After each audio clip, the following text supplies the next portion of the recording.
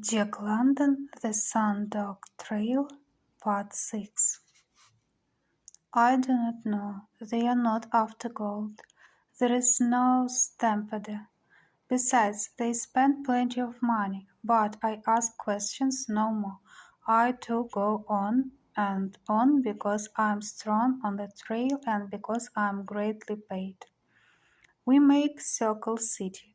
That for which they look is not there. I think now that we will rest and rest the dogs, but we do not rest, not for one day do we rest. Come, says the woman to the man, let us go on, and we go on. We leave the Yukon, we cross the divide to the west and swing down into the Tanana country. There are new diggings there, but that for which they look is not there, and we take the back trail to Circle City. It is a hard journey. December is most gone.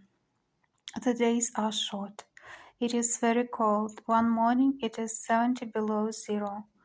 Better that we don't travel today. I say, else will the frost be unwarmed in the breathing and bite all the edges of our lungs.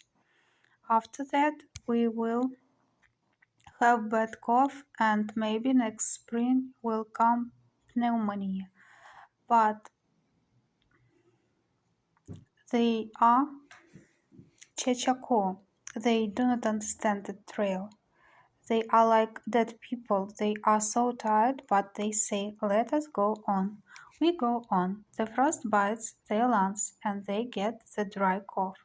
They cough till the tears run down their cheeks. When bacon is frying, they must run away from the fire and cough half an hour in the snow. They freeze their cheeks a little bit so that the skin turns black and is very sore. Also, the man freezes his thumb till the end is like to come off, and he must wear a large thumb on his mitten to keep it warm. And sometimes, when the frost bites hard and the thumb is very cold, he must take off the mitten and put the hand between his legs next the skin, so that the thumb may get warm again. We limp into Circle City, and even I, Sitka Charlie, I'm tired. It is Christmas Eve. I dance, drink, make a good time, for tomorrow is Christmas Day, and we will rest. But no, it is 5 o'clock in the morning, Christmas morning. I'm 2 hours asleep. The man stands by my bed. Come, Charlie, he says. Harness the dogs. We start. Have I not said that I ask questions no more? They pay me $750 each month. They are my masters. I'm their man. If they say, Charlie, come, let us start for hell, I will harness the dogs and snap the whip and start for hell. So I harness the dogs and we start down the Yukon.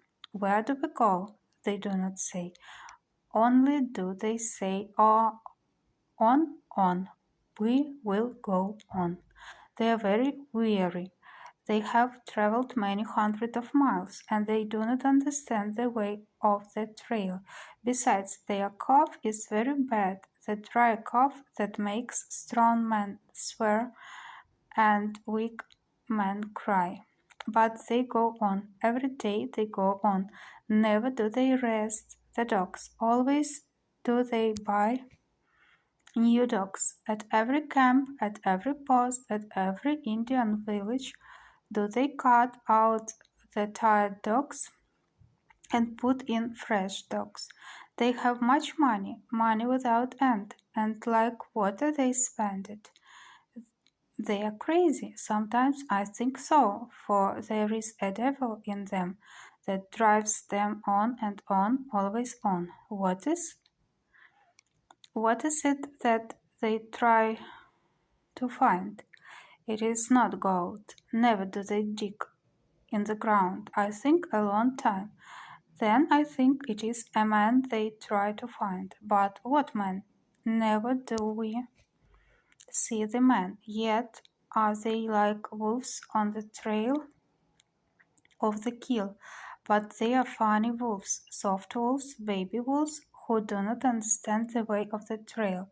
They cry aloud in their sleep at night. In their sleep they moan and groan with the pain of their weariness. And in the day, as they stagger along the trail, they cry under their breath. They are funny wolves.